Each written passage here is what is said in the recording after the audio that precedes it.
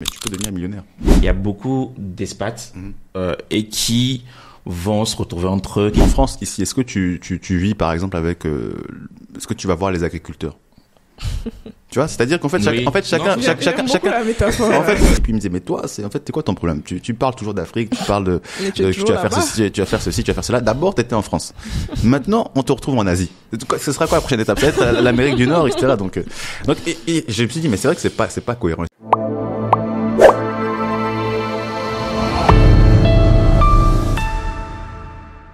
Hello, vous allez bien? On va très bien. Très bien, merci beaucoup, Patrick. En tout cas, on est encore là pour un nouvel épisode, nouveau dispositif. Aujourd'hui, je suis aussi accompagné de personnes très exceptionnelles. Et ouais, on va découvrir tout ça tout à l'heure. Et voilà, je vous invite à vous abonner. Voilà, il y a beaucoup de personnes qui nous regardent vraiment qui s'abonnent pas. Donc, abonnez-vous pour aussi en fait être informé dès qu'on poste les contenus. Et voilà, on commence. Anaïs, bonjour. Bonjour, Patrick. Anaïs, voilà, elle nous rejoint sur le podcast. Je te laisse te présenter.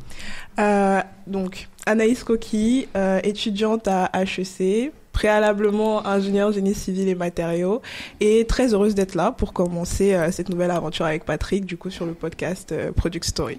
Voilà, bienvenue. Merci. Et voilà, on a l'incontournable Vincent. L'incontournable.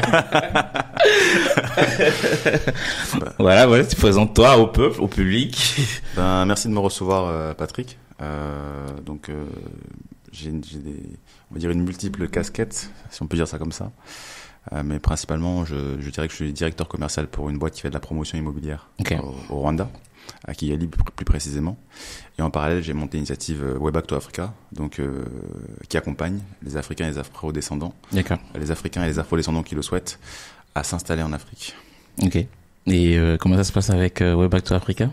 Bah, ça se passe très très très bien. Ça se passe très très bien. Donc on est à presque plus de 1000 membres à travers le monde actuellement. Okay. Donc plus de 50% est en Afrique.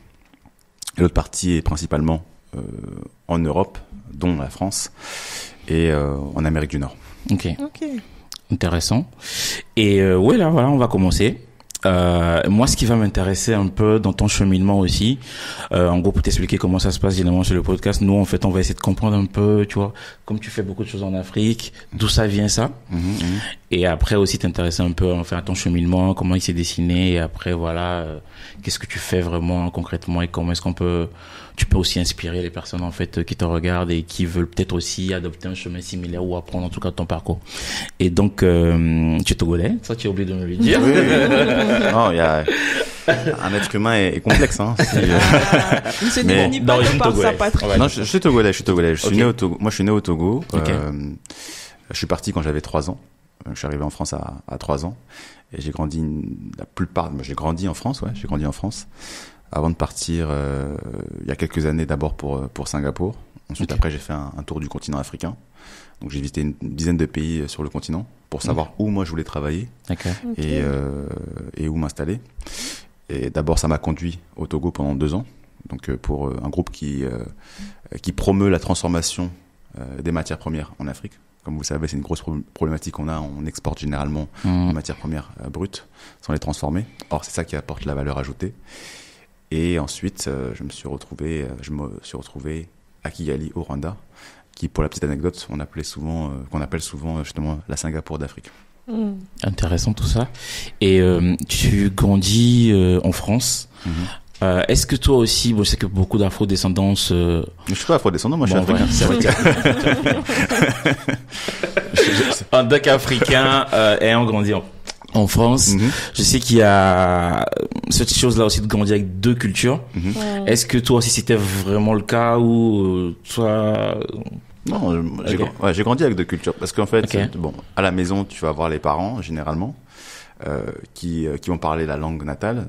Comme tu sais, Patrick, tu sais très bien, le Mina pour nous c'est très important. Je sais pas si toi tu es d'origine camerounaise, c'est ça? Oui, c'est ça. Je crois qu'au Cameroun, quand même, il y a une grosse prépondérance du français, si je me trompe pas. Oui, on est un pays qui allie à la fois français et anglais, mais il y a énormément de dialectes qui sont affiliés à différentes tribus. Donc, dépendamment de où tu te situes, tu parles anglais, français, mais il y a aussi énormément la culture, même simplement de la langue natale.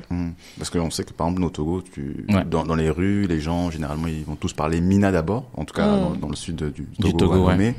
Parler Mina, ou en tout cas leur langue locale, avant même de parler bien le français. Et donc ça peut être aussi perturbant parfois pour certains étrangers. Alors j'avais un collègue qui était camerounais lors de mon expérience au Togo, et lui ça le perturbait beaucoup. Il disait mais en fait les gens ici, est-ce qu'ils maîtrisent le français, etc. Non, c'est parce que les gens sont très très fiers de leur culture, de leur langue. Donc la langue, en tout cas pour nous le Mina, c'est très important. Donc moi mes parents ils me parlaient principalement en Mina et je répondais en français. Ok. Donc oui, j'ai grandi dans cette double culture parce que de l'autre côté, tu vas à l'école en France, l'école de la République française, donc qui part du principe qu'il n'y a pas de couleur, il n'y a pas forcément d'origine. On est tous et toutes d'abord des enfants de la République. Ouais. Et on apprend une histoire qui est commune, une manière de voir le monde qui est commune à travers la géographie, à travers les livres d'histoire, à travers même l'apprentissage des sciences. Donc c'est vraiment un socle commun qu'on va tous apprendre, et puis ça nous emmène à passer différents examens, notamment le brevet, le baccalauréat, etc. Donc voilà, c'était un peu cette dichotomie entre la maison où tu vas te retrouver dans une culture africaine, pour moi togolaise, où tu vas manger justement ces plats-là, tu vas entendre une certaine langue, tu vas avoir aussi une manière d'apprécier les relations humaines, notamment le cercle de la famille qui est très très important, l'esprit, on va dire, moi je le dis souvent aussi dans mes vidéos, Ubuntu, donc je suis parce que tu es, parce que en fait on est d'abord un groupe avant de se voir comme des individus, et c'est là effectivement peut-être il y a aussi cette dichotomie entre l'individualisme qu'on va retrouver, j'allais dire en Europe, mais pour ce que je connais c'est principalement la France, donc ce qu'il va y avoir en France, où justement la sociabilisation va se faire d'abord à l'école, on va avoir des amis qui deviennent nos frères, et puis de l'autre côté, dans cette dynamique un peu africaine, la famille est d'abord et avant tout tes amis. Donc bon, on jongle entre ces deux mondes, et pour moi ça a été vraiment une richesse incroyable qui m'a permis d'avoir une certaine ouverture d'esprit, de voir les choses différemment, de souvent sortir des sentiers battus, parce que justement en fait j'essaie de prendre un peu, on va dire, le meilleur des deux mondes. Ok. Et c'était dur de pouvoir s'adapter entre vraiment ces deux écosystèmes, et la maison et puis après l'extérieur, ou en vrai ça s'est fait tout naturellement pour toi? Je sais pas si c'était dur, avec le recul, je me dis que comme tous les enfants, tu grandis puisque tu fais cette appréciation là tout de suite. Sur le coup, j'ai pas trouvé ça spécialement dur. Après, je pense que j'ai eu de la chance aussi parce que j'ai bénéficié de ce qu'on appelle, à mon avis, la mixité sociale. C'est-à-dire que à la maison, certes, il y avait cette manière de voir le monde. Et justement, à l'école, j'ai retrouvé des gens, parfois qui étaient franco-français, disons, qui avaient principalement cette éducation à la française, donc qui avaient il y avait une richesse de vocabulaire, il y avait vraiment une bonne connaissance de la France. Je crois que parfois, ce qui peut être difficile, à mon avis, c'est lorsque tu vas retrouver à la maison une manière de voir le monde, et puis à l'école une autre manière, mais peut-être où tu vas pas avoir beaucoup de diversité, et peut-être des gens aussi qui partagent un peu ton quotidien, où il va y avoir des gens qui maîtrisent pas forcément tous les codes. Or, je pense que justement, le fait d'aller à la maison, d'avoir certains codes, et puis d'aller à l'école et d'avoir vraiment les codes de la France, de comment on va dire bien s'exprimer, qu'est-ce qui est mis en valeur, etc. Je pense que ça m'a beaucoup aidé, notamment dans mon parcours scolaire. Et ce qui fait que je pense qu'aujourd'hui, je suis très à l'aise en France, comme en Afrique. Comme en Afrique et tout. Et tu te sens chez toi, que ce soit en France ou en Afrique? Ouais. Moi, en fait, c'est une question piège. Non, c'est pas une question piège. Non, c'est pas une question piège. Non, parce que c'est vrai que ça, c'est avec le recul, je pense que quand on est jeune, on est un peu dans la revendication. Nous, on est des Africains et tout machin. Et ensuite, après, quand tu voyages, tu vois effectivement que t'as une manière de parler français. Moi, si vous m'entendez pas l'anglais, mon accent français, il est vraiment, il ressort beaucoup. La manière dont on voit le monde aussi. Enfin, là, je vous parlais de la conception entre l'individualisme et une forme de communautarisme. En fait, on se rend compte que quand même, si on a grandi en France, on est quand même très individualiste. Peut-être ça dépend des gens, mais si on compare avec des gens qui ont grandi en Afrique, par exemple, on fait cette comparaison, on voit qu'il y a quand même une manière de penser qui est très française, très française. Okay. Et donc voilà, on est les deux. Certains vont dire on est ni l'un ni l'autre. Moi, je pense qu'on est les deux. Et on est pour mon cas, je suis franco-togolais, français et togolais et français. Et maintenant, je pense qu'avec l'âge et puis justement avec le fait est que désormais je travaille en Afrique, je me rends souvent en France. En tout cas, j'essaie de me rendre régulièrement en France, une fois par an au moins. J'ai une relation apaisée avec ma double identité. Ouais, ok. Et non, je me sens bien dans des endroits. Mais il y a un truc que j'ai appris à travers mes voyages, justement, par rapport à quelle place on peut appeler généralement la maison. Ouais. Et généralement, en fait, c'est là où est soit la famille, les amis, pour celles et ceux qui sont mariés, en couple, etc., le partenaire, la partenaire. Donc, en fait, c'est généralement ça. Et ça pourrait être éventuellement en Asie, ça pourrait être éventuellement en Amérique latine, en Amérique du Nord. Bon, je crois que c'est la maison, c'est là où, en fait, on se sent chez soi, et on se sent chez soi, là où... Indépendamment d'autres facteurs. C'est ça. C'est ce que je pense. C'est ce que je pense avec le temps. Après, moi, c'est vrai que j'ai une, j'ai cet esprit qui fait que, ça m'emmène toujours vers l'Afrique. J'ai toujours monté des initiatives en direction du continent africain. Okay. Je pense que c'est dû aussi par rapport à ma propre histoire. Le fait est que je sois parti jeune du Togo. Ouais. Donc j'ai toujours eu cette attache-là. Une grosse partie de ma famille, en tout cas la moitié de ma famille, je dirais, vivait encore au Togo. Donc j'ai toujours cette attache entre ces deux mondes-là. Ok. Je pense que aujourd'hui la France et l'Afrique, je vais pas dire toute l'Afrique, mais en tout cas certaines parties d'Afrique, notamment le Togo, et là où je suis actuellement au Rwanda, c'est la maison. Okay. C'est la maison. Et du coup, tu parlais tout à l'heure de ton parcours scolaire.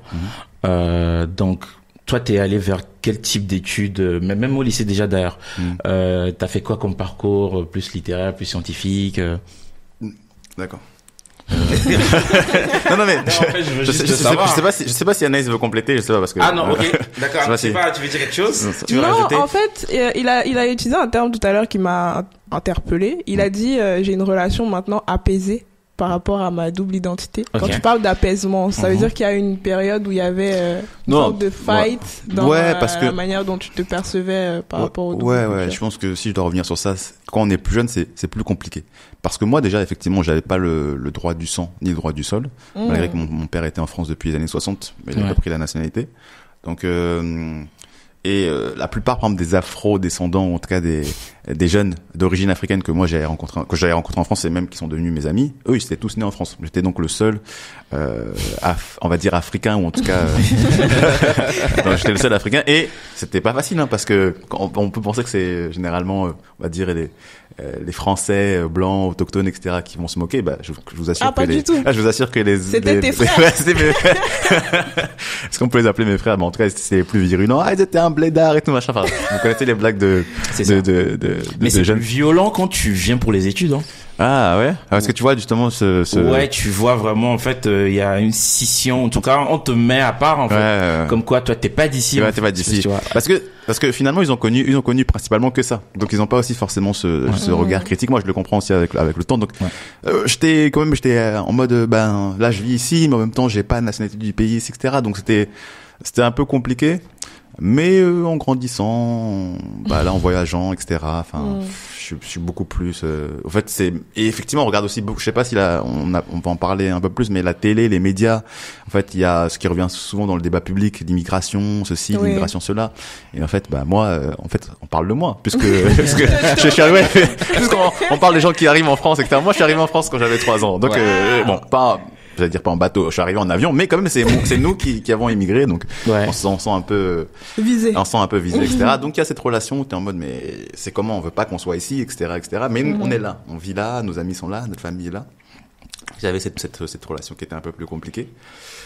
Mais là, en grandissant, ça va mieux. Je vais justement aussi rebondir sur ta question. Oui, les études, parce que moi aussi, ce que j'aime comprendre surtout, c'est est-ce que tu as été conscient aussi des choix que tu as eu à faire quand tu grandissais, même en termes d'études et tout. Je sais aussi que parfois ici, ça va être beaucoup plus l'orientation. Ou parfois il y a les parents aussi, cette influence-là aussi. Donc, pour comprendre un peu ce que tu es devenu aussi, tu es passé par quel type d'études, quelle école, voilà. Donc, pour revenir sur mon parcours scolaire, à la base, j'ai jamais eu vraiment de lacunes. Mais à la base, j'étais pas un élève spécialement brillant. Mais après, c'est parce que j'accordais pas aussi énormément de temps au travail. Je pense que c'est aussi corrélé beaucoup au travail. Et puis je pense qu'au collège, j'ai essayé de m'y mettre sérieusement. Le fait est de ne pas être chez moi d'une certaine manière, puisque bon, il y a la famille qui était là, etc. Mais le fait de pas avoir cette nationalité française et le fait de savoir que moi j'étais originaire d'un certain pays et puis j'ai toujours aussi été intéressé un peu par qu'est-ce qui pourrait nous permettre nous en tant que communautés africaines de nous élever, etc. Et je me suis dit bon, les études ça passe d'abord et avant tout par les études. Donc je pense qu'au collège c'est là où j'ai commencé à me mettre un peu sérieusement dedans. J'ai commencé à prendre les cours très très au sérieux, moins bavarder en cours, être moins turbulent comme j'avais pu l'être auparavant, notamment à l'école primaire et en début d'année du collège. Donc j'ai pris les études assez au sérieux et ensuite de fil en aiguille, d'abord je passe le brevet et à chaque fois en fait j'essaie d'obtenir, on va dire, l'excellence académique, donc d'avoir des mentions par-ci. Donc c'est le cas avec le brevet. Après j'enchaîne avec comment je choisis aussi mes études. Là même en termes, je pars au lycée général et je fais des études. Je suis la filière économique et sociale, donc ce qu'on appelle ES, okay. Parce que en fait, je fais de l'arbitrage. Je suis pas spécialement bon en maths, mais je suis pas non plus mauvais. Mais je vois que les maths, ça me prend beaucoup de temps pour avoir des résultats satisfaisants. Okay. Mais or, je vois qu'en ES, en fait, c'est un peu un pot commun de plusieurs choses, notamment l'histoire, et moi je suis un grand fan d'histoire. Et je dis souvent que si jamais l'argent n'était pas important, j'aurais été prof d'histoire. J'aime énormément. On a un peu tiré sur les profs d'histoire là. Donc non, j'aime beaucoup l'histoire, j'aime beaucoup. Bon, à l'époque j'aimais moins la géographie, mais après en commençant à voyager beaucoup, alors là je me suis dit j'aurais dû être beaucoup plus assidu en géographie, et effectivement les deux vont de pair et je comprends mieux pourquoi on les réunit aujourd'hui. Il y avait pas la géopolitique, mais ça va de pair et c'est quelque chose qui me plaît aussi énormément. Donc voilà, il y a un peu de maths, il y a un peu de français, il y a un peu de philosophie, il y a un peu de tout en ES. Donc je pars vers cette filière-là et on dit généralement que ES ça mène un peu à tout. Donc c'est ce que je fais. Voilà, je réussis, je me débrouille plutôt pas mal. Pareil, donc je sors avec un bac mention bien. Félicitations. Merci beaucoup. Après, j'analyse un peu, je me dis, mais quelles études je vais faire? Voilà, ingénieur. À l'époque, j'étais en mode, c'est encore beaucoup de maths. Je vais pas encore me creuser la tête. C'est trop, ça va être difficile pour moi. Donc, je vais pas vers cette filière-là. Mais je me dis, ok, mais j'ai pas envie de faire quelque chose qui est trop accessible à tout le monde, parce que quand même, je suis un bon élève, donc il faut que je montre il faut que je fasse quelque chose un peu. Quand même. Et en fait, quand je fais la soustraction des différentes filières, le droit apparaît comme un peu la bonne filière. Donc, je fais des études de droit et on dit aussi que le droit mène à tout. Donc, je fais des études de droit, j'ai réussi plutôt pas mal. Mais en faisant ces études de droit, justement, je vois les carrières qui me sont proposées, malgré le fait qu'on dise que ça mène à tout. C'est principalement du juridique. C'est-à-dire que vous allez toucher à beaucoup de secteurs, mais ces secteurs-là vont toujours être liés au droit. Vous pouvez avoir du droit en fait, lié à la technologie. Vous allez avoir du droit qui est lié effectivement au droit criminel. Vous allez avoir du droit qui est lié, par exemple, à la santé, etc. Mais en fait, vous êtes toujours en support de quelque chose. Et c'est là où je décide justement de faire une école de commerce comme tous les deux. Mais avant, t'as été à Dauphine aussi, c'est ça? Ouais, j'ai été à Dauphine. Donc à Dauphine, pour faire de la finance et du droit. Mais en filigrane, t'as un double diplôme en finance et en droit. Mais t'as d'abord et avant tout un diplôme de juriste, puisque t'as fait 4 années auparavant du droit. Donc c'est comme ça que je l'apprécie. Je me dis, bon, pour moi, je me dis, la finance, en plus, surtout que moi, ce que j'avais dans l'esprit, c'était effectivement de travailler en Afrique, ou en tout cas de travailler sur des problématiques africaines. Et je me disais, travailler dans un cabinet d'avocats en direction du continent africain, est-ce que c'est le must pour moi? J'aimerais pouvoir aussi travailler en Afrique. Donc je me dis, la finance, ça apparaît peut-être justement comme la bonne solution, et c'est la raison pour laquelle je rejoins justement ce master à Dauphine, droit et finance. Donc, mais au final, je me dis, est-ce que ça va vraiment me permettre, moi, de travailler sur le continent africain? C'est pas si sûr. Donc, je réfléchis encore à ma carrière. Je me dis, peut-être que le mieux, effectivement, c'est de compléter mon parcours. J'avais déjà 2-3 années d'expérience dans le domaine juridique, notamment dans le domaine bancaire et financier, et même ce domaine-là qui est très, en fait, en Europe, en tout cas dans le monde occidental, qui est très, très, très développé. C'est pas dit que j'aurais réussi à travailler dedans en Afrique. Voilà, c'est ça. Je me dis peut-être que l'école de commerce, ça apparaît comme la bonne solution. C'est là qu'un ami, d'ailleurs je le dédicace parce que c'est vrai que ça peut être une recommandation, ça peut être quelque chose que quelqu'un vous a dit comme ça et vous savez pas à quel point ça va avoir de l'impact sur votre vie.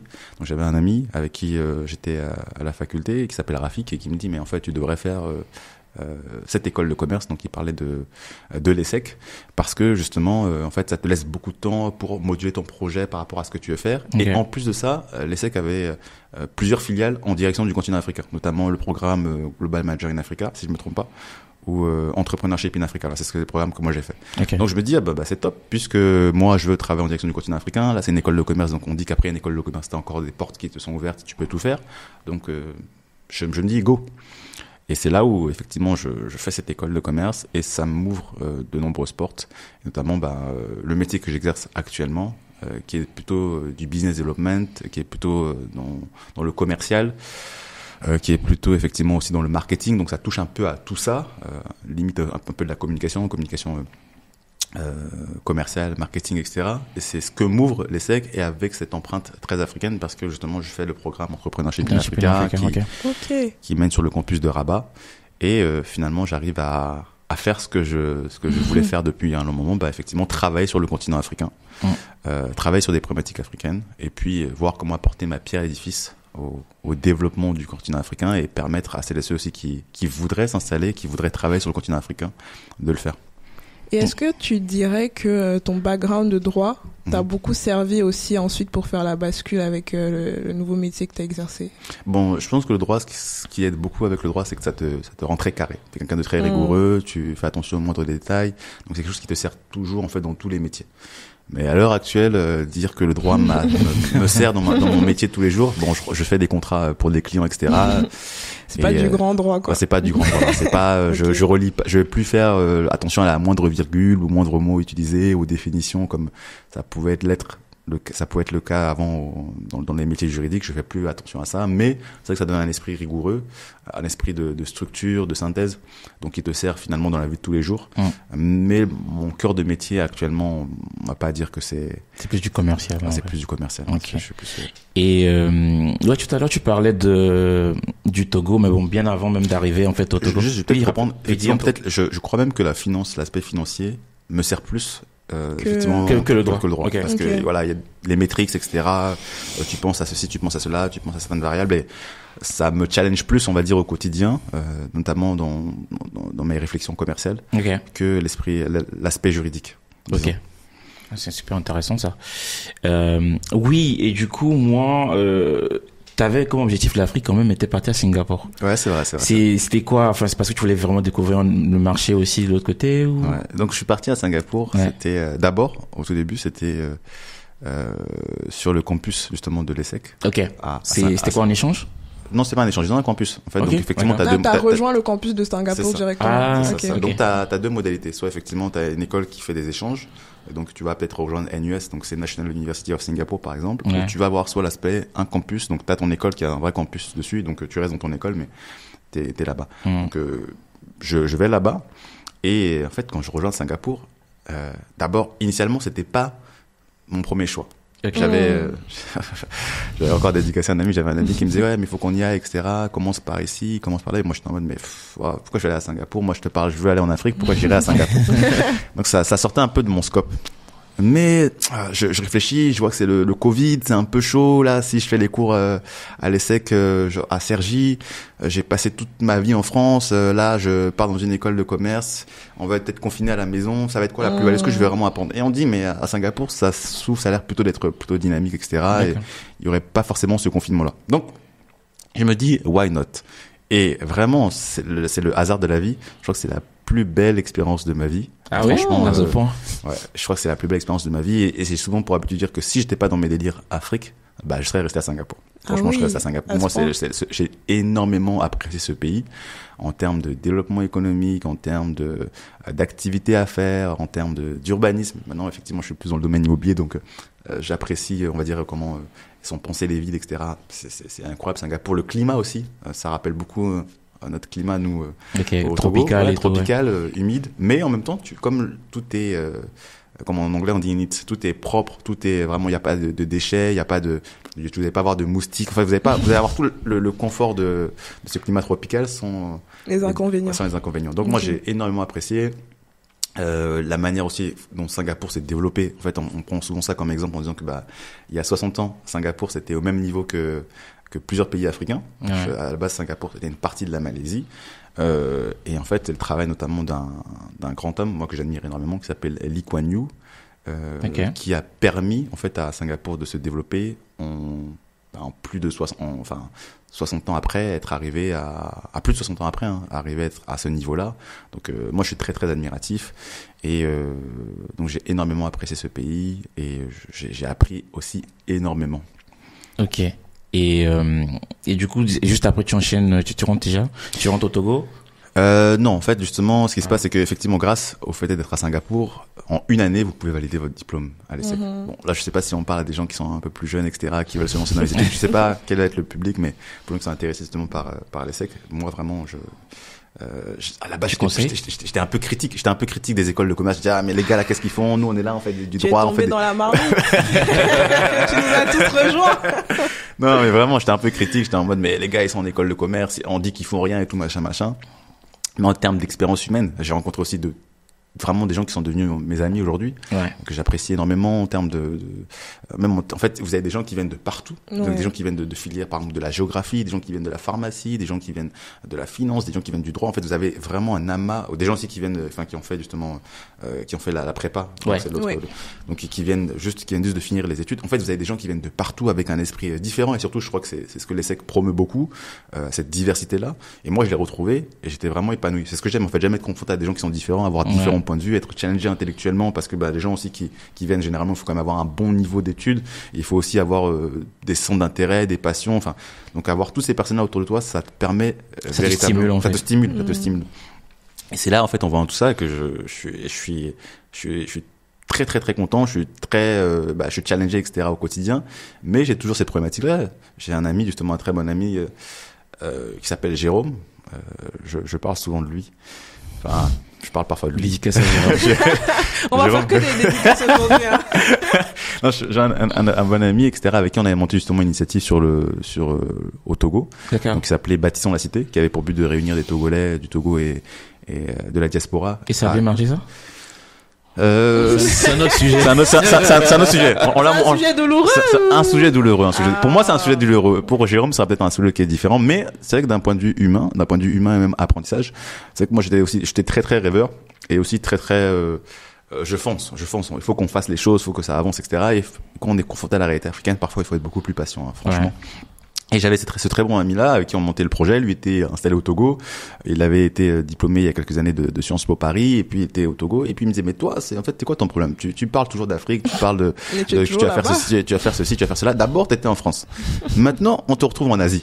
Ce sera quoi la prochaine étape? Peut-être l'Amérique du Nord, etc. Donc et je me suis dit, mais c'est vrai que c'est pas cohérent. C'est vrai que même moi, à Singapour, j'avais fait une conférence avec un ami, Lorenzo, où on parlait justement des relations entre l'Asie et l'Afrique. En fait, je fais toujours des choses qui sont en direction de l'Afrique, mais moi-même, je suis pas en Afrique. Je me dis, c'est vrai qu'il y a une forme il y a un problème. Il y a d'incohérence. Il y a une forme d'incohérence. Parce que, en fait, finalement, on se rend compte que les gens qui parlent d'Afrique sont généralement pas en Afrique. Ouais. Donc, c'est bien tout ça, mais est-ce qu'on a vraiment de l'impact sur le continent africain? C'est pas si vrai que ça.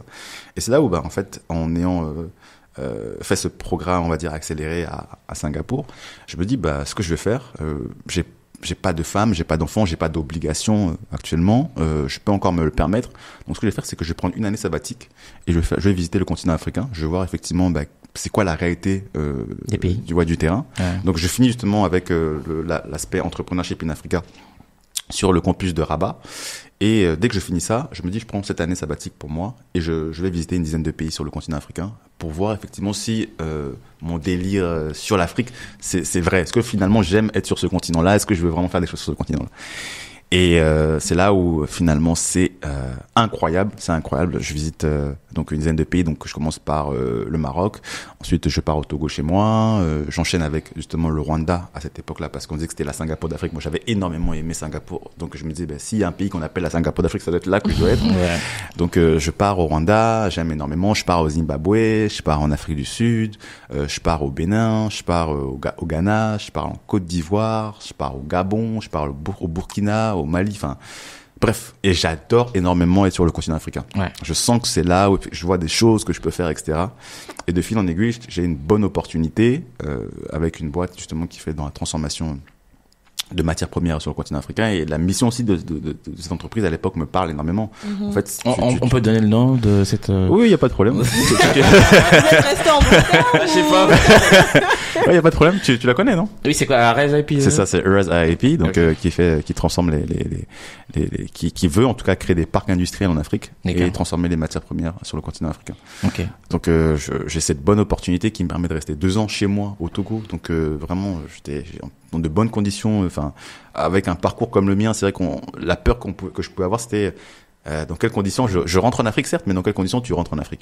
Mais là, j'étais pas du tout, on va dire, j'étais pas le plus à plaindre. Franchement, j'ai de très bonnes conditions. Statut d'expatrié, du coup? Ouais, c'est ça qui est marrant, statut d'expatrié, mais je suis dans mon pays. Donc c'est ça qui est, c'est assez. Ça, c'est doux. C'est doux. Ça, c'est doux. C'est chance, c'est ce dont rêvent beaucoup de personnes. Ouais. Donc c'est vraiment très très appréciable. Après voilà, le travail c'est pas non plus facile. Moi je suis quelqu'un qui travaille énormément. C'est une notion pour moi qui est cardinale, le travail. J'ai toujours énormément travaillé. Et limite c'est une distraction pour moi. Donc ça veut dire que je travaille du lundi au samedi. Bon, le samedi je fais une moitié de journée, mais c'est toujours un truc en plus. Je suis en mode je suis rentré pour avoir de l'impact. Donc ce qu'il faut que je fasse, il faut que j'ai de l'impact et que je mette mes compétences, mes connaissances au service du continent africain. Donc je suis vraiment à fond dans le truc. Limite quitte à un peu sacrifier la vie sociale, disons. Ouais, ok. Tu rentres chez eux à quel poste? Enfin, Marketing manager. Marketing manager. Donc ça change effectivement de tout ce que tu as fait auparavant. Ok. Bon, à Singapour, j'avais justement travaillé aussi pour une boîte et j'avais été à ce moment-là business development officer. Okay. Donc je rentrais déjà comme ça dans le domaine commercial un peu. Et je pense que c'est peut-être cette première expérience aussi qui me permet ensuite d'avoir ce poste de marketing manager, parce que ça va un peu dans ce sens-là, marketing manager et business development manager. Donc ça va un peu dans ce sens-là. Et en fait, ouais, je suis très content en fait d'avoir bifurqué, parce que là, je sens que je touche à tout en fait en tant que marketing manager, business development manager. Enfin, tu touches à énormément de choses. Certes, il va y avoir une partie juridique, il va y avoir une partie finance, il va y avoir une partie relations clients. Ouais. Donc tu touches à beaucoup de choses et tu sais que tu as de l'impact sur le business. C'est-à-dire que là, je travaille généralement. Tu le vois vraiment et tout. Voilà, je travaille généralement beaucoup avec le DG là-bas qui me demande mes avis, etc. Donc tu te sens aussi valorisé. Et non, je regrette pas. J'étais très content de cette expérience-là. Moi, du coup, ça soulève 2 questions. La première, c'est déjà, est-ce que ces entreprises, parce que je sais qu'Arez IP travaille avec... tu fais du name dropping.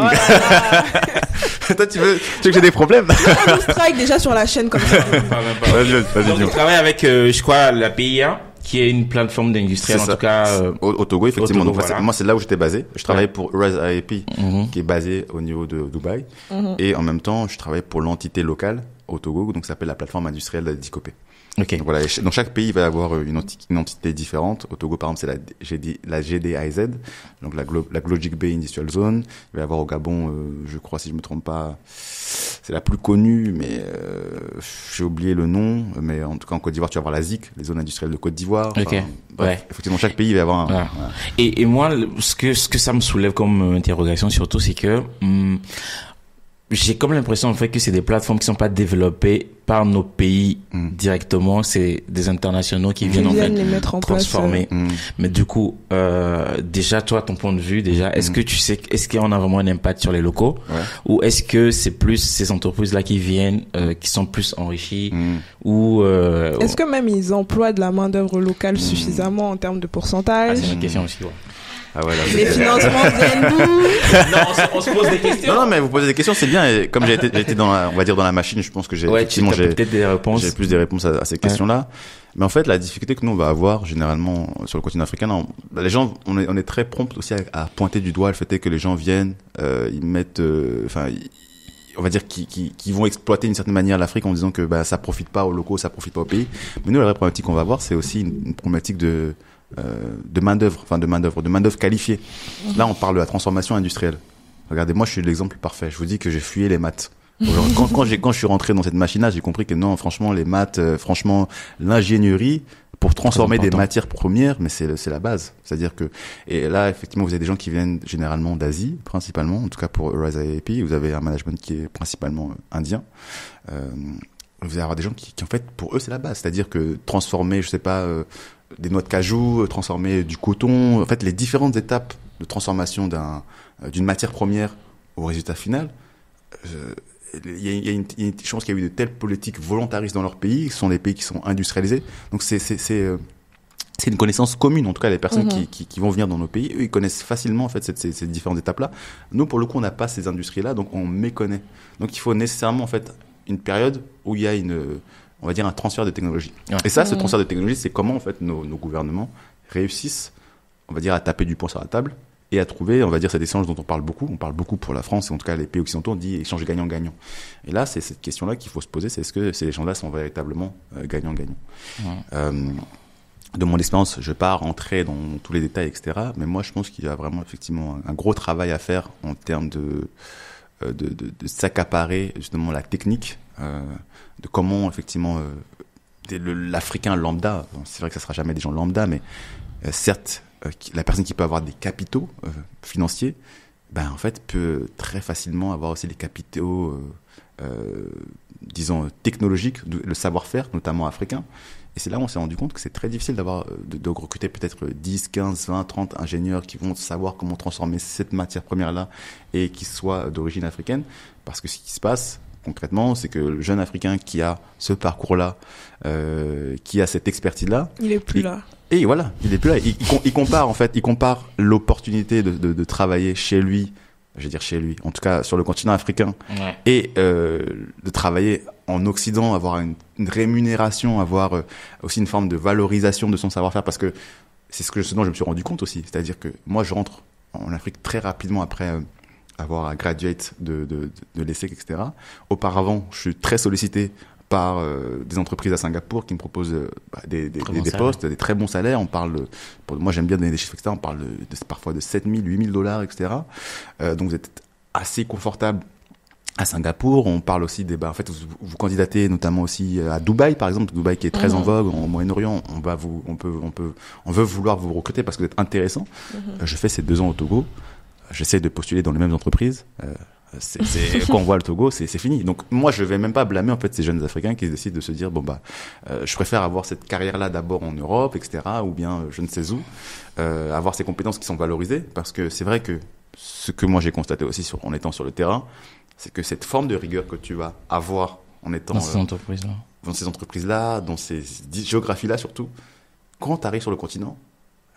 Moi, j'ai voulu justement essayer de transmettre. Après, j'ai été maladroit, ça, il faut que je le reconnaisse, notamment sur les questions, disons, des choses qui doivent être faites à temps, la ponctualité, la rigueur, etc. La ponctualité. Il faut... Vrai sujet, vaste sujet. Il faut être honnête. En fait, tu commences parfois à te mettre dans le moule. Tu deviens parfois moins rigoureux parce que tu te dis est-ce que tu vas être rentré en conflit avec tous tes interlocuteurs parce qu'ils n'ont pas fait ci, parce qu'ils n'ont pas fait ça. Donc faut que tu avances aussi. Donc parfois on dit que j'allais dédicacer quelqu'un qui s'appelle Régis qui était justement dédicace à Régis. Voilà. on va être à 100. Non mais c'est un bon ami qui avait fait du droit également et qui est rentré et qui bosse actuellement pour Rise RIP. Et lui disait mais en fait, et ça je trouve que c'est une très très belle phrase. Il dit mais à force qu'on souhaite que les choses viennent en temps et en heure, on ne se rend pas compte à quel point on ralentit les choses. Okay. Et en fait, c'est qu'effectivement, les gens se braquent, les gens vont être moins coopératifs, etc. Donc il faut faire avec la réalité locale et avec la culture, on va dire, locale. C'est-à-dire que comment tu peux, on va dire, caresser les gens dans le sens du poil pour arriver à ton résultat. Mais si tu commences à lui parler comme tu lui parlerais en Europe, etc., ou bien dans une entreprise, ça va pas marcher. Il va se braquer, il va peut-être essayer de te la faire à l'envers, etc. Donc, moi, je comprends très bien que ces jeunes, ils décident de se dire, est-ce que je vais rentrer en Afrique, être dans ces conditions, peut-être diviser mon salaire par 2, par 3, par 4, et ensuite peut-être avoir un profil qui est moins attractif, donc peut-être que je vais rester bloqué là où je suis. C'est un risque. Et c'est un risque que tout le monde n'est pas prêt à prendre. Moi, je vous ai dit, pour moi, il fallait d'abord que je réponde à cette question, effectivement. Est-ce que je veux être sur le continent africain? Et je pense que c'est plus facile, effectivement, quand t'es un homme sans responsabilité de faire ce saut-là. Que si par exemple là j'étais marié avec femme et enfant, j'aurais réfléchi à 2 fois. Je me serais dit il faut payer l'école des enfants, il faut que peut-être que si madame veut ouvrir un business, donc tout ça tu réfléchis, mais là quand t'es seul tu t'y vas. Mais si t'as une situation et tout, même effectivement là des gens qui peuvent avoir leur partenaire, ils sont en France, ils ont leur vie, leurs amis, c'est difficile. Même ce dont je me rends compte aussi même en étant au Rwanda, j'étais pas spécialement affecté quand j'étais au Togo, mais c'est vrai que la plupart de mes amis d'enfance avec qui j'ai grandi et ma famille proche se trouvent soit au Togo ou soit en France. En tout cas, la partie famille au Togo et la partie, on va dire, amis et famille aussi une grosse partie, mais en France. Donc, il y a aussi cette solitude-là. Est-ce que tu es prête à recommencer de zéro ta vie? Donc, c'est pas si facile que ça. Ok, mais du coup tu parles du Rwanda, c'est un très bon exemple que tout le monde donne aujourd'hui en termes de développement. Tu sais, c'est la Singapour d'Afrique. En tout cas, je parle vraiment du côté plus business, hein, pas la politique. Parce qu'il faut le préciser aussi. Business wise. Parce que parce qu'il y a, je sais qu'il y a beaucoup de débats autour de ça. Et parce que moi je me dis toujours qu'on peut toujours copier des pays qui ont de très bons modèles. Et est-ce que tu penses que nos pays francophones ont vraiment, je crois que c'est évident en vrai. Mais est-ce que moi je me dis qu'est-ce qu'on peut copier en vrai pour mettre un modèle vraiment que ce soit de développement, favoriser l'investissement en tout cas des étrangers, en tout cas favoriser un écosystème où on peut vraiment aussi avoir une stimulation de l'économie. Et moi j'aimerais comprendre, toi qui as peut-être vu le Togo, tu as vu le Rwanda et peut-être d'autres pays africains. Qu'est-ce que eux ils ont réussi, ils ont compris que nous on n'a pas surtout compris en fait. Au Togo? Non, au Rwanda. Au Rwanda. Qu'est-ce que le Rwanda a compris et mais que les pays francophones n'ont pas? Un pays qui est tout proche du Togo et je sais pas si les gens le Bénin. Ouais, le Bénin, voilà. je sais pas si les gens se rendent compte, mais pour moi le Bénin est, en fait, le Bénin fait ce que fait le Rwanda et il y a une grosse coopération entre le Rwanda et le Bénin. Il y a eu beaucoup de fonctionnaires rwandais qui sont venus montrer comment ça se passait au Rwanda, notamment par rapport à la digitalisation, le comment prélever l'impôt, comment organiser la ville, urbaniser la ville en mettant de la végétation. Par exemple, le Rwanda, c'est un pays qui est très très vert. Si vous vous rendez aujourd'hui à Cotonou, moi j'étais émerveillé parce que effectivement vous êtes à 3 heures de Lomé, mais c'est, on va dire, c'est comme on dit, on est voisins mais on n'est pas camarades. On est voisins mais on n'est pas camarades. Et en fait, tout ça, c'est juste, en fait, parfois, et c'est là où j'ai aussi je suis un peu redescendu, on va dire, de mes rêves, parce que c'est vrai que moi, j'avais monté cette initiative-là, Bâtissons la cité, en pensant que voilà, si on met des jeunes Africains, Togolais ensemble, ils vont pouvoir changer les choses. Mais en fait, non, tout se passe à la tête. Tout se passe à la tête. C'est même pas une histoire de mindset, tout se passe à la tête. C'est-à-dire que s'il y a pas ceux qui dirigent, tu veux dire. Il y a une histoire de direction. C'est-à-dire que si vous n'avez pas un leadership qui est déterminé à enrayer les problèmes qui sont endémiques, qui sont que vous voyez tous les jours, etc. Et la difficulté en fait que vous allez avoir, moi ce que je pense, c'est que vous allez avoir, personne n'aime qu'on change ses habitudes, que ce soit vous et moi. Les gens sont habitués à vivre d'une certaine manière, même si c'est bon pour eux, leur faire accepter que ça va changer, c'est difficile. Il va y avoir de la contestation, il va y avoir parfois des insultes, il va y avoir des phrases virulentes. Donc soit parfois vous dites je fais le dos rond et puis je laisse tel que on va dire c'est plus facile et les gens vont moins être critiques à mon égard. Soit vous mettez les mains dans la boue, vous allez recevoir des critiques, on va vous traiter de ceci, de cela. Mais si vous êtes en mode ça c'est ma vision et c'est ce que je pense qui est bon pour le pays, et je pense que c'est ce qu'on retrouve beaucoup dans ces deux pays, le Rwanda comme le Bénin, avec un leadership qui est très très très très critiqué, mais les gens gardent leur cap et se disent moi, je pense que c'est ça qui est bon pour mon pays, et vous apprécierez les résultats plus tard. C'est ce que dit beaucoup le président Talon. Il dit, vous allez m'insulter, mais demain vous allez m'applaudir. Et voilà, nous on fait pas de la communication pour faire de la communication. On fait d'abord, et puis c'est vous qui allez apprécier. Et c'est ce qui s'est passé. Ils ont inauguré l'Amazon Mino.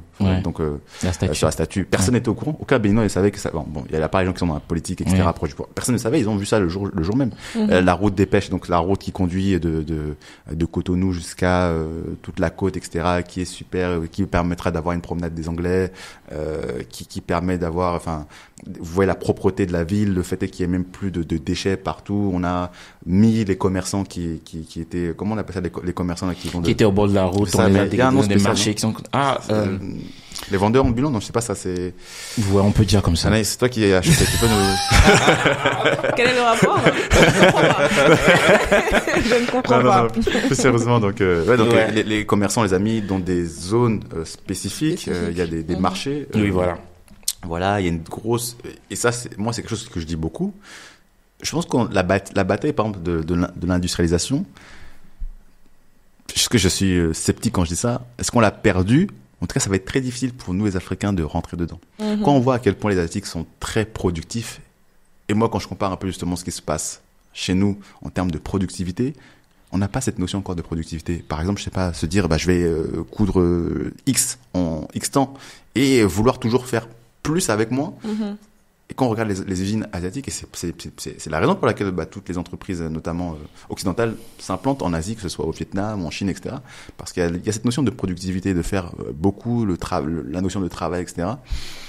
Je ne sais pas si nous, on va réussir à l'attraper. C'est une mentalité qu'il faut insuffler dans les écoles, etc. Je ne sais pas si on va réussir à vraiment l'insuffler. En fait, la difficulté, justement, c'est que c'est une question vraiment très culturelle aussi. C'est ça. Parce que si tu regardes la manière de fonctionner en Asie, même simplement dans leur vie au quotidien, il y a une vraie notion de discipline, de ponctualité. Comme on disait tout à l'heure, il y a tout un écosystème qui est créé autour de ça. C'est ça. Énormément de rigueur. Et ça, vous regardez, c'est pour avoir justement été à Singapour, essayer de comprendre le pourquoi du comment du succès. Mais en fait, ce sont des manières de penser qui sont ancestrales. C'est très ancré dans les valeurs, les notions confucéennes, etc. L'aspect spirituel, le bouddhisme, l'hindouisme. Ça dicte la plupart de leurs actions, de leur vie. Et c'est des choses qui sont millénaires. Des choses qui sont millénaires, sur lesquelles ils ont écrit, sur lesquelles ils ont pensé. Nous aussi, on a cette difficulté dans nos différents pays à avoir des États-nations. En fait, vous allez avoir des gens qui sont parfois très proches géographiquement, mais est-ce qu'ils ont beaucoup de points communs d'un point de vue, on va dire, culturel? C'est peut-être pas forcément le cas, mais au-delà de ça, c'est que on va beaucoup essayer on va vouloir copier ce que fait l'autre, sans forcément l'ancrer dans cet aspect-là local. Donc, la manière dont on pense, et bon, ça crée aussi ces difficultés-là. Mais pour revenir vraiment sur le Bénin et sur le Rwanda, justement, sur le Rwanda, ce que fait le Rwanda, pour moi, j'allais dire, c'est pas sorcier, mais apparemment, c'est compliqué. C'est compliqué. Apparemment, c'est compliqué, effectivement. C'est une histoire de discipline. C'est une histoire de discipline. Faut être discipliné, faut être rigoureux, faut le vouloir, faut vouloir mettre un coup de pied dans la fourmilière. Certes, les fourmis vont sortir de nulle part, etc. Mais il faut vouloir adresser ces problèmes-là. Il faut être motivé. Il faut avoir des gens qui sont intègres. Il faut avoir la volonté de sanctionner les personnes difficilement les gens qui transgressent. Peu importe qui tu es. C'est ça aussi. Peu importe que moi, je sais pas, toi, Patrick, tu es président, toi et moi, on est amis. Demain, je te dis, mais gars, là, faut me donner ce marché, etc. Non, tu me jettes là-bas et tu dis, mais même si on est amis, c'est pas comme ça, tu vois. Et c'est ça, c'est cette rigueur-là. Et moi, quand je fais cette analyse-là aussi, et on parle du Rwanda comme la Singapour d'Afrique, quand on fait cette analyse-là, c'est ce qui s'est passé à Singapour. Intransigeance sur la corruption, intransigeance sur on va dire, sur le faible niveau de service, etc. Et je pense que c'est des étapes par lesquelles on doit passer pour pouvoir avancer. Pour pouvoir avancer. Parce que ça va être très douloureux. Aujourd'hui, les gens se disent, mais en France, quand même, il y a la démocratie, on peut faire ci, on peut faire ça, etc. Mais c'est passé par des étapes très douloureuses. Et c'est l'école qui est instaurée, l'école qui est gratuite pour tout le monde. Il y a eu des mouvements sociaux, etc. Il y a eu d'abord une forme de discipline qui a insufflé à la population, une forme d'éducation, et qui est devenue tellement naturelle que les gens, ensuite, maintenant, peuvent se permettre plus ou moins, on va dire, d'être tapageurs, de critiquer. Bon, ça, c'est mon point de vue. Et est-ce que c'est toutes ces réflexions-là qui, du coup, t'ont mené à Way Back to Africa? Moi, Way Back to Africa, je l'ai créé d'abord et avant tout quand j'étais à Singapour, justement après avoir cette discussion avec mon ami Jérôme. Ah, Jérôme. Toi, rappelle-toi des dédicaces. Donc, Jérôme encore. Donc, j'ai eu cette réflexion et j'étais en mode, bon, je crois que BLC, pour moi, par rapport à ce que je vois, etc., c'est pas forcément ce qui va me permettre d'avoir le plus d'impact, parce que c'est ce que je recherchais d'abord et avant tout, l'impact. C'est pas ce qui me permet d'avoir le plus d'impact, mais Way Back to Africa, donc qui permet aux Africains et aux Afro-descendants, j'avais vu énormément de personnes, que ce soit en France ou même une petite partie en Asie, à ce moment-là à Singapour, mais les Africains, en tout cas les Afro-descendants, veulent pouvoir avoir de l'impact sur le continent africain. Ils aimeraient pouvoir vivre en Afrique si justement il y avait les bonnes conditions. Si vous avez un pays qui est comme Singapour en Afrique, les Africains iraient. Si vous avez un pays qui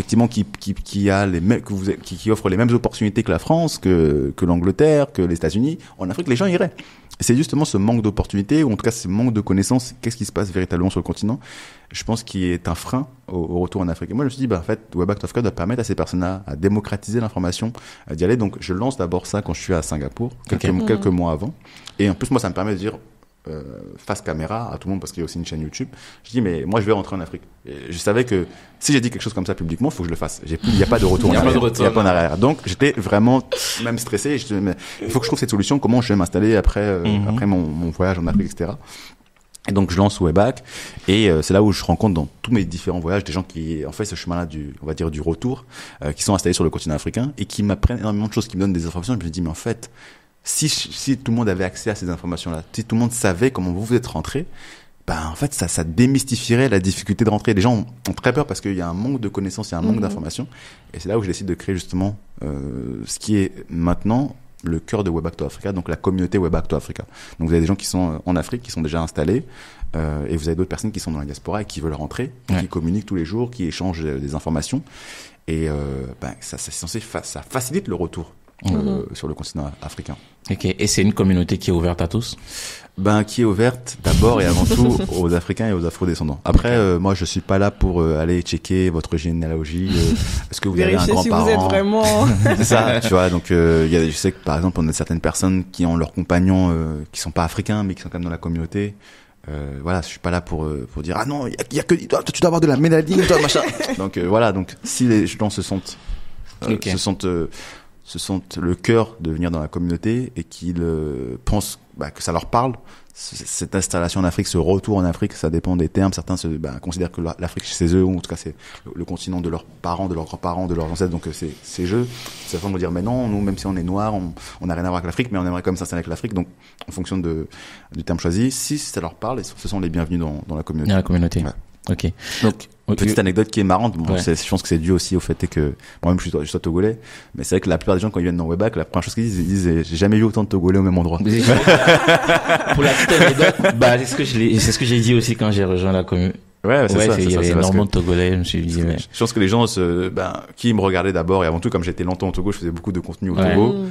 Ça parlait beaucoup aux gens qui étaient togolais dans la diaspora et qui disaient j'ai envie de rentrer aussi au Togo, donc ce gars-là ça me parle ce qu'il me dit. Mais non, c'est pas une communauté pour seulement les Togolais, c'est pour toutes les personnes africaines, d'origine africaine, afro-descendantes, qui ont envie de s'installer sur le continent africain, qui ont envie parfois d'investir sur le continent africain, qui ont envie de monter des projets sur le continent africain, elles sont les bienvenues.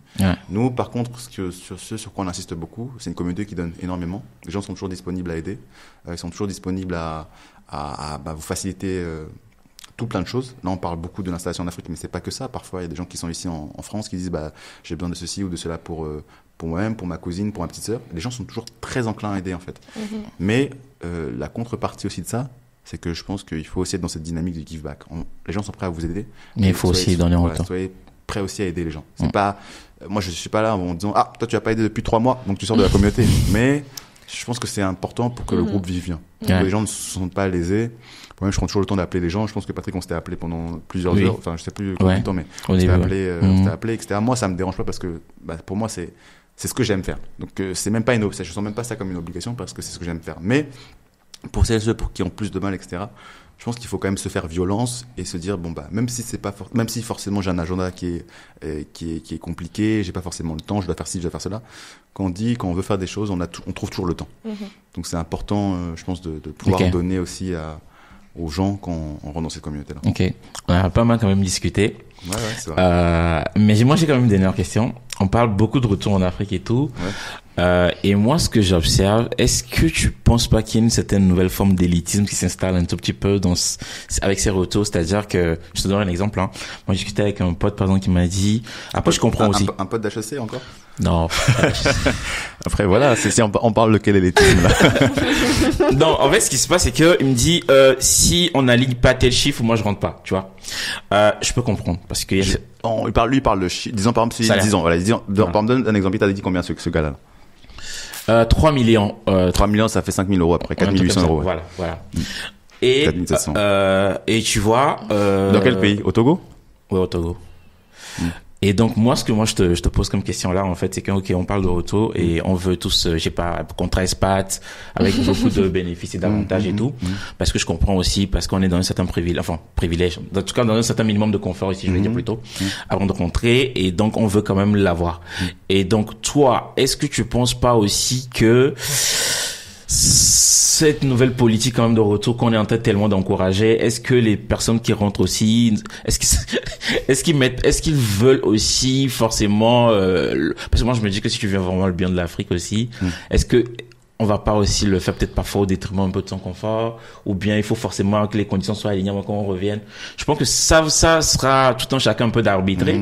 Mais moi, ce que je remarque, est-ce qu'on n'est pas en train de cultiver une certaine forme d'élitisme parce que ceux qui rentrent ont un salaire plus élevé, travaillent dans les mêmes entreprises avec les locaux, qui parfois aussi ont peut-être un diplôme égal.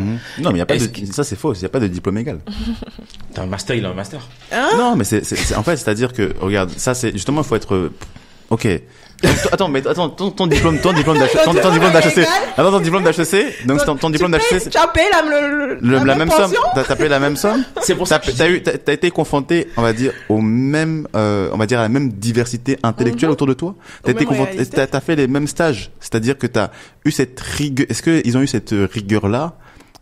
Confronté, on va dire, à être challengé sur effectivement la moindre virgule, à passer du temps, à arriver à l'heure, etc. Enfin, en fait, il faut, en fait, justement, il faut démystifier ça. Ouais. Les gens partent du principe en disant, ben, en fait, non, on a les mêmes diplômes. Non, les gens n'ont pas les mêmes diplômes.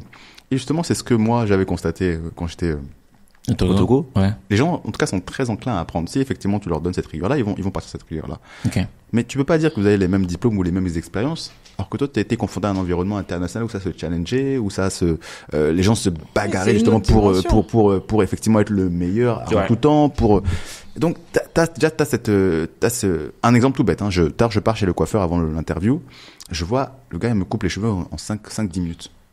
Dans tous les pays d'Afrique où j'ai été, ça prend à peu près peut-être 30 minutes, 1 heure. En fait, en termes de productivité, c'est là où je te dis, en fait, en termes de productivité, les gens sont, on n'est pas encore là. On n'est pas encore là. Et c'est malheureux, mais généralement, c'est pas le cas partout. Après, effectivement, il y a aussi ce qu'on appelle le potentiel. Peut-être que quelqu'un qui est basé localement a du potentiel, mais le fait d'être dans cet écosystème qui ne valorise pas sa manière de penser, sa manière de faire, il va peut-être pas pouvoir exploiter ce potentiel-là. Mais quelqu'un qui a généralement cette expérience internationale, et c'est pour ça que les profils internationaux sont très valorisés, parce que tu as pu confronter différentes manières de faire. Donc, tu sais, on va dire, c'est quoi généralement les best practices. Et c'est ça, en fait. Et quand tu parles effectivement d'élitisme, ça, je suis sûr et certain, le retour en Afrique, ça cultive l'élitisme. Mais c'est tout simple, c'est parce qu'on est dans un monde globalisé où c'est très dur de te faire ta place parce que finalement, les gens vont comparer. Si toi tu arrives pas avec une certaine forme de seniorité, avec une certaine expertise, pourquoi on va te recruter à ce poste-là? Exactement. Et on va plutôt recruter en local, effectivement, quelqu'un qui va être payé 10 fois moins que toi. Sinon, il n'y a pas de plus-value en elle-même. C'est ça. Et toi, effectivement, si tu arrives sur le continent africain et que tu es payé plus que les autres, en tout cas tu es payé plus que les autres, et que tu te dis c'est injuste, divise ton salaire. Mais partage-le. Non, mais en fait, c'est-à-dire juste ce que j'ai fait, c'est tout. Non, mais par rapport à ça, non, mais c'est vrai qu'il y a une forme d'élitisme. C'est vrai que moi, ce que je constate aussi, c'est que, et c'est ce que je vois beaucoup notamment dans la communauté Webac, ce sont des gens qui sont très diplômés, bien diplômés, qui vont avoir de bons salaires, notamment en Afrique. Mais même ça, moi, quand je compare le salaire que j'ai aujourd'hui en étant au Rwanda, je vois mes copromotionnaires qui touchent, qui après, certains dans des cabinets d'avocats qui vont toucher 120 000 euros à l'année, sans compter les bonus, ceux qui vont être dans des banques d'affaires, de financement et d'investissement qui vont toucher à peu près les mêmes sommes et parfois qui vont pas avoir toutes ces taxes-là, etc. Mais mon salaire, il est à des années-lumière d'eux. C'est-à-dire que moi-même, quand je rentre en Afrique, je fais ce sacrifice-là. Et mais en revanche, peut-être ça, c'est à prendre en compte et que les gens doivent le savoir. C'est que c'est un pari sur l'avenir. Ouais. C'est-à-dire que on est en Europe, en Occident, généralement, on est dans des emplois aussi qui sont très sectorisés. C'est-à-dire que si tu es amené à être financial analyst, comme ça peut être le cas, par exemple, de certains de mes copromotionnaires, si tu vas être amené à être, conseiller en stratégie, faire du conseil en stratégie, bon, après, c'est vrai que ça permet aussi pas mal de déboucher, mais c'est vraiment si tu es financial analyst, si tu es, par exemple, avocat d'affaires, etc., ça sera très difficile pour toi de faire autre chose. Ouais. Et effectivement, tu seras aussi certainement habitué à un tel degré de rémunération, d'avantages. C'est vraiment difficile. Mais comment tu vas pouvoir te dire je vais rentrer en Afrique et peut-être quand même proposer 10-15 fois le salaire moindre. Or, moi, le pari aussi que j'ai fait, c'est de me dire, je m'habitue pas déjà à cette standing, cette rémunération mirobolante, mais c'est la force aussi d'être sur place sur le continent africain. On voit les opportunités. On voit les opportunités, on développe aussi une expertise qui, sur le long run, je pense, en termes de sur le long run, tu peux vraiment, c'est mon point de vue, gardez-le vraiment pour son avis, mais tu peux devenir millionnaire. Tu fais des choses où tu vois qu'en fait ça c'est vraiment business wise, tu es pas dans une carrière en fait, tu dois être un peu un touche à tout, et c'est ce que tu te rends compte, c'est ce dont tu te rends compte en Afrique, les gens ont certes leur emploi, Mais ils sont tous entrepreneurs. Ouais, ils sont tous entrepreneurs. C'est qu'en fait, les idées cargouillent. Et tu sais que tu veux pas, effectivement, quoi. Parce que si demain ton emploi s'arrête, peut-être que tu vas pas trouver facilement la même opportunité. Parce que le marché du travail est en tension. Tu vois. Donc tu dois avoir peut-être une alternative à côté. Tu vois. Et c'est là où, en fait, il faut voir par rapport à toi ce que tu veux faire, etc. Mais non, je pense qu'il faut démystifier cette histoire de il y a une forme d'élitisme, etc. Bon, l'élitisme, ça existe partout, et justement, il faut te faire ta place sur le continent africain. Si tu montres pas que tu fais partie du very best, pourquoi on te prendrait toi pour être au créneau d'une entreprise, alors qu'il y a des gens qui sont là et qui voudraient avoir ce poste. Ce poste-là également, Ouais, non, c'est intéressant ce que tu dis. Mais pose ta question. Non, mais vas-y, hein, si jamais toi tu rentres et que tu trouves que ton salaire est trop gros, il faut donner. Tu partages. Il y a beaucoup de gens qui se calment. Non, faut dire ça à ton gars. Non, je trouve pertinent tout ce que tu viens de dire en vrai, parce que je trouve même parfois les écoles qu'on fait, on a des prêts qui sont très élevés qu'on fait.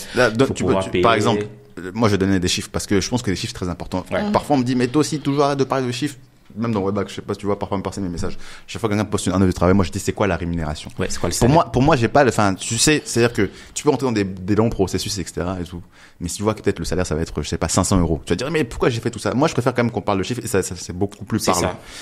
Et tu as, par exemple, les SEC, à peu près si tu fais 3 années d'essai, tu payes à peu près 50 000 €, disons. Ouais. Mais tu payes 50 000 €, mais t'as ça déjà tu vas avoir un prêt sur ton dos, et tu vas te dire que toi tu es au même niveau que la personne qui a peut-être payé son école, je sais pas, qui a fait une fac où il a payé peut-être 5 000, 6 000 €. Non, c'est pas la même chose. T'as pas le même stress. Donc il te faut nécessairement un niveau de rémunération qui va te permettre de pouvoir rembourser. Oui, c'est une forme d'investissement. C'est ça, c'est un investissement. Donc en réalité, ce que tu vas gagner après, c'est pas une forme d'élitisme, c'est juste le résultat de l'investissement que tu as fait au départ. Et aussi. donc, si tu veux être pragmatique, tu peux pas te permettre d'avoir un salaire si tu rentres en Afrique alors que tu as ce prêt-là, par exemple, de 50 000 €, tu peux pas te permettre d'avoir un salaire de 500 € parce que tu dois le rembourser. Totalement, il faut le rembourser. À moins que tu es malhonnête, tu te dis, bon, je rembourse pas. Et t'es obligé de rembourser. Non, encore une fois, je suis d'accord avec vous. Quand je parlais surtout d'élitisme, en fait, c'est plus, mais après, c'est pas forcément une mauvaise chose. C'est-à-dire que, je crois ça, par exemple, c'est surtout en Côte d'Ivoire que je l'ai remarqué. Il y a beaucoup d'expats, et qui vont se retrouver entre eux, qui cultivent. Enfin, il y a une sorte. Mais même par rapport à ça, tu vois, en France, ici, est-ce que tu vis, par exemple, avec, est-ce que tu vas voir les agriculteurs? Tu vois, c'est-à-dire qu'en fait, chacun, la métaphore. En fait, non, mais c'est pour dire que chacun, en fait, vit un peu dans son milieu social. C'est-à-dire que si t'as fréquenté ces écoles-là, tu as plus de facilité à discuter avec ce type de personnes. Si t'as, t'es d'origine africaine, peut-être que t'as plus de facilité à connecter avec des gens d'origine africaine. C'est pas parce que tu détestes les autres personnes, mais c'est parce que, en fait, chacun va aller vers la facilité pour lui. Là où il a besoin de faire le moins d'efforts à être lui-même. Tu vois. Effectivement, peut-être que si tu vas fréquenter certains expatriés parce que tu vas te dire, en fait, ces personnes-là ont ce même niveau de rémunération, on peut aller dans les mêmes endroits facilement, il y aura pas forcément un ressenti, une gêne. Parfois, je pense que c'est un mauvais procès, tu vois, c'est-à-dire que les gens, même parfois, ils veulent juste rentrer en Afrique pour vivre en Afrique. Donc, si le gars vit en Afrique et puis il traîne qu'avec les expatriés, est-ce que ça vaut, c'est sa vie privée. Je trouve qu'il y a toujours une facilité à diaboliser dès qu'il s'agit d'Afrique. C'est-à-dire qu'en fait, on a du mal à transposer certaines réalités qui sont vues ailleurs en Afrique. Alors qu'en réalité, on est juste tous des êtres humains.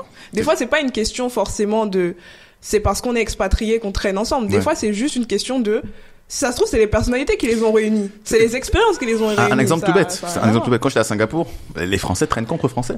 C'est pas qu'ils détestent les locaux, c'est pas comme s'ils vont dire que les locaux singapouriens enfin, ils vont les prendre de haut, etc. C'est juste que, les gens sont entre Français, ils préfèrent parler français, ils restent entre Français. Tu vois. De toute manière, les centres d'intérêt communs nous réunissent, ou bien peut-être les expériences communes. Ça c'est vrai.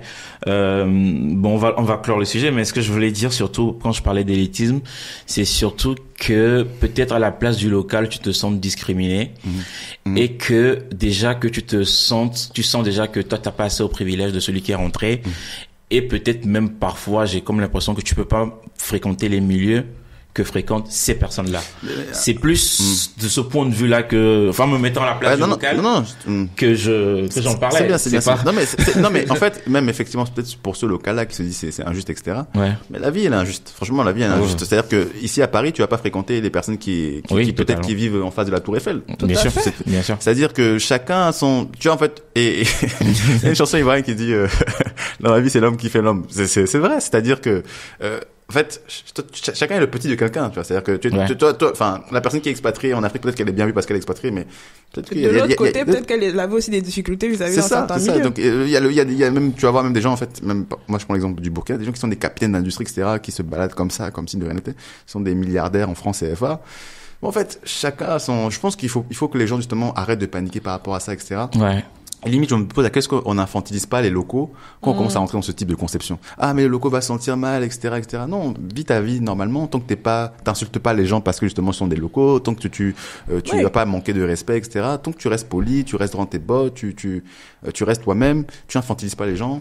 Ouais. Moi, je pense que c'est aussi quelque chose qu'il faut aussi démystifier. Disons, tu vois, c'est, on parle de cette forme d'élitisme, mais j'en parlais aussi au début de l'interview. Je pense qu'il y a beaucoup de choses au début de l'interview, en tout cas pendant l'interview, il y a beaucoup de choses qui se font par la tête.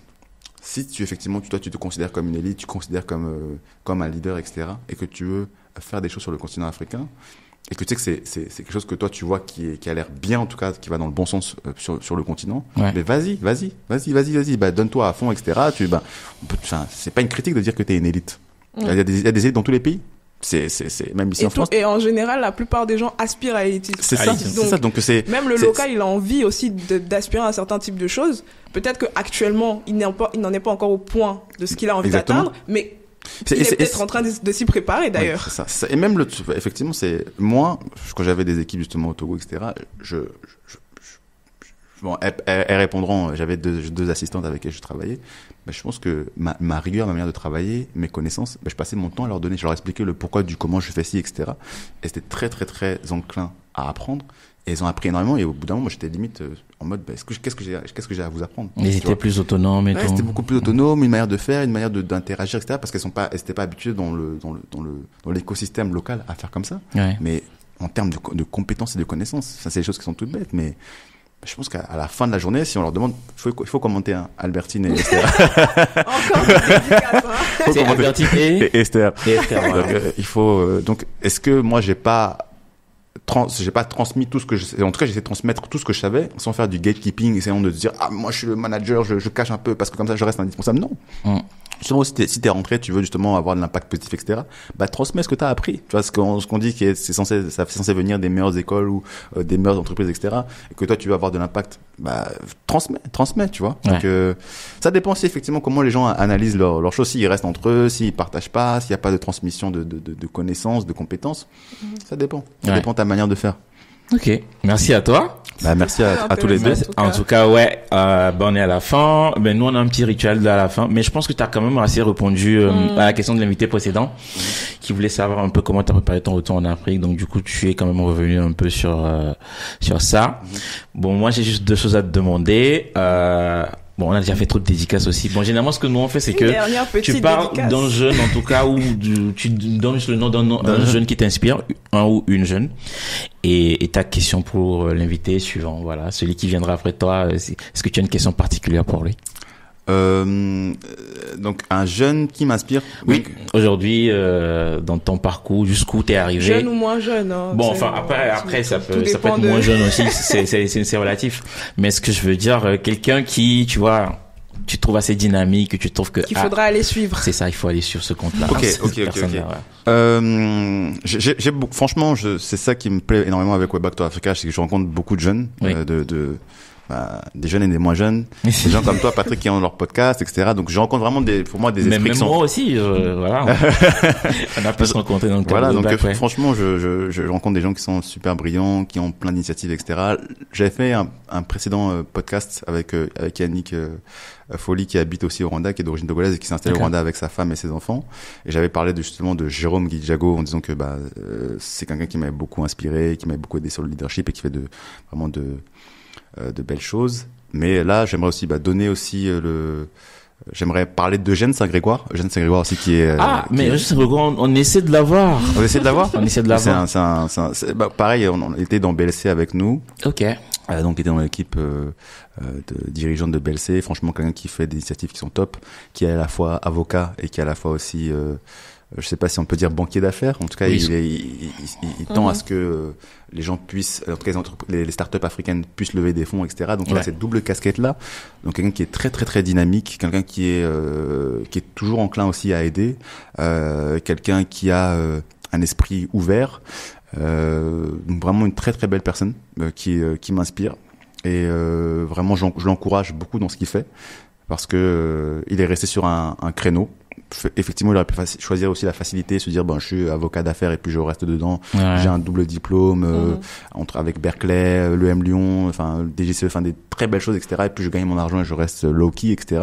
Non, il s'est dit je vais me friter à cette problématique qu'ont les entrepreneurs africains. Donc comment je peux les aider avec ma double casquette en tant que avocat d'une part et en tant que financier de l'autre. Donc franchement, c'est quelqu'un que je vous invite vraiment véritablement à suivre. Sur LinkedIn, il fait pas mal de posts. Ouais, on va essayer de l'avoir en tout cas pour nous apporter un peu plus de matière. Non, et si jamais c'est lui le prochain invité, c'est pas sûr. C'est pas sûr. Ouais. Donc je dois poser la question sans savoir. Voilà, c'est ça l'intérêt. C'est ça. Et vous avez un parti pris sur des gens. Est-ce que c'est principalement des Africains, des Afro-descendants? Bon, si tu veux un peu d'indice, je crois qu'elle est camerounaise, ouais, voilà. Elle vient du continent. Tout à fait. On fait un peu le tour d'Afrique. Ouais. Donc justement, moi j'ai une question pour mes continentaux. D'accord. C'est sur mes continentaux. Ouais. Franchement, un truc que j'ai constaté effectivement, c'est que vous êtes brillant. Vous faites de très belles études, vous vous débrouillez très bien. Généralement, vous avez un esprit très sharp, comme on dit en anglais. Mais ma question est la suivante, c'est pourquoi est-ce que vous n'envisagez pas pourquoi vous ne vous installez pas sur le continent? Pourquoi vous décidez pas pourquoi vous décidez pas de vous installer au Cameroun même? Ça, c'est donné. Donc, si elle peut répondre, je vais écouter ça avec attention. D'accord. Bon, en tout cas, elle nous répondra. Ça, c'est sûr. Et j'espère que tu suivras aussi. Avec plaisir. Ok. En tout cas, merci beaucoup à toi. C'était vraiment un plaisir. Et là, c'était la première d'Anaïs aussi. Comment tu l'as trouvé? Top, hein, franchement. Vraiment, l'équipe de Product Story, c'est vraiment du lourd. C'est du lourd. On l'a pas payé pour tout ça. Oh non, c'était vraiment un plaisir. Et ouais, t'as apporté pas mal de matière et tout. Et je trouve en fait que t'as quand même un regard de quelqu'un qui est allé sur le continent, qui a expérimenté des choses. Et je trouve que c'est surtout ce qui est important parce qu'il y a parfois des gens qui restent ici, qui font des choses, qui n'ont pas le même regard. Et avoir quelqu'un qui est allé sur le terrain, on sait vraiment que il n'invente pas. Quelqu'un qui est sur le terrain, pas quelqu'un qui est. Moi, je suis sur le terrain. Là, je suis seulement en vacances. Il est seulement en vacances. Il est en vacances, il va retourner très vite. Ouais. Voilà. T'as un dernier mot en tout cas à dire? Juste merci à tous les deux. Merci d'avoir conduit cette interview. C'était top. Je compte pas refaire d'interview avant un long moment, donc on a une exclue. Vous avez une exclue. Voilà. Donc merci à tous les deux. Et puis, comme je le dis souvent sur ma chaîne, comment dire au revoir dans ta langue? Les continentaux. Là, c'est le problème du Cameroun. Ils ont pas de. Mais toi, c'est comment dire au revoir chez nous? On va le dire en même temps. On va le dire en Mina. Hey. Donc vous voulez m'exclure du truc? Non mais non, vous m'expliquer comment on dit. En fait, ce qu'on veut dire, c'est du coup à plus tard. C'est ça, à plus tard. Voilà, donc Eizandé. Voilà ça. Donc on va dire Eizandé, ouais. Si tu veux dedans, c'est bon. On y va à 3. Ouais. 1, 2, 3. Eizandé. Bon, en tout cas, merci de m'avoir suivi. Je sais pas si tu avais quelque chose à dire. Non, rien à rajouter. D'accord, ok. On est tout bon. On est tout bon. Bon, en tout cas, merci de nous avoir suivis. C'était vraiment un échange vraiment très instructif avec que ce soit Anaïs et voilà Messan. Je rappelle aussi que vous pouvez nous suivre en audio pour ceux qui n'ont pas forcément le temps de se mettre en long contenu en vidéo. Voilà, sur Spotify, Apple Podcast. Les liens seront en commentaire et aussi je vais mettre le profil de Messan. Voilà, ceux qui veulent aller le suivre, découvrir ce qu'il fait et tout. Même voilà, je vous invite à aller sur Way Back to Africa, vous abonner au compte. Il y a vraiment des contenus vraiment super éducatifs dessus. Donc voilà, je vous invite et merci de nous avoir suivis et moi je vous dis surtout à la prochaine. Bye. Ciao. Bye.